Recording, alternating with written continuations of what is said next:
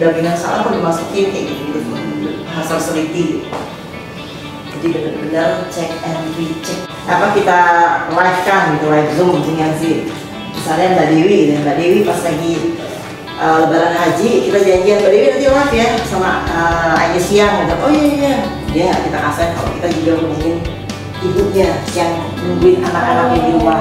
Harunya ada perjuangan, misalnya perjuangan apa supir kusir delman gitu ya, naik haji dan nabung berapa lama, dan kita bisa kasih inspirasi ke orang-orang betapa ini berapa puluh tahun nih dia bisa naik haji, untuk naik haji itu berapa tabungannya dan sebagainya. Ada juga yang gagal mungkin karena hamil, jadi kita bisa angkat ininya juga kisahnya gitu. Jadi banyak sisi yang dikupas dari apa masalah liputan haji ini. Jadi nggak usah bingung gitu setiap harinya kita tampilnya beda, plus makanan misalnya, cuaca juga panasnya seberapa panas, terus apa yang harus disiapkan gitu ya untuk warga Indonesia calon jemaah haji.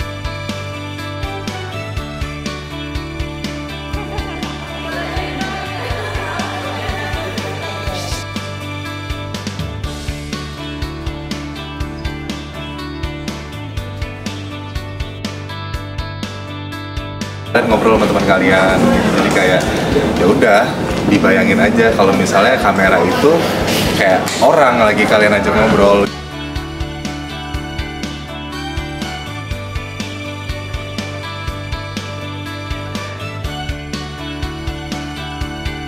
Allah. Itu ada acara ini gak sih? Acara kiamat itu?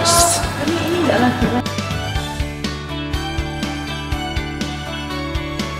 Gambaran Jogjanya seperti apa enggak, tapi yang jelas informasi. Gambar tuh nomor sekian kalau investigasi. Nggak mungkin namanya investigasi gambar bagus, nggak bisa. Iya, pasti goyang-goyang ya. Apalagi pakai ini mode kamera misalnya kamera nggak mungkin. Nggak bisa. Nggak ada tuh yang namanya pakai komposisi kamera kayak apa tuh nggak ada.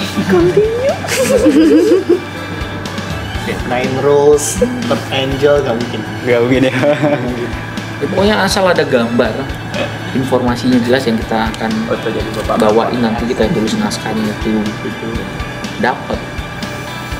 Walaupun gambarnya nggak jelas, pasti akan masuk ke TV.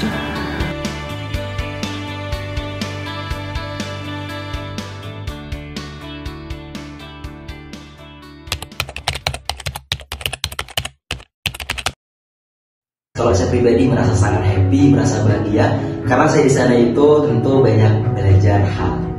Kalau ditanya tentang apa yang saya dapatkan di iNews, pertama yang paling mendasar adalah ini dalam bentuk pengalaman, experience dalam sejarah dan historical hidup saya pribadi.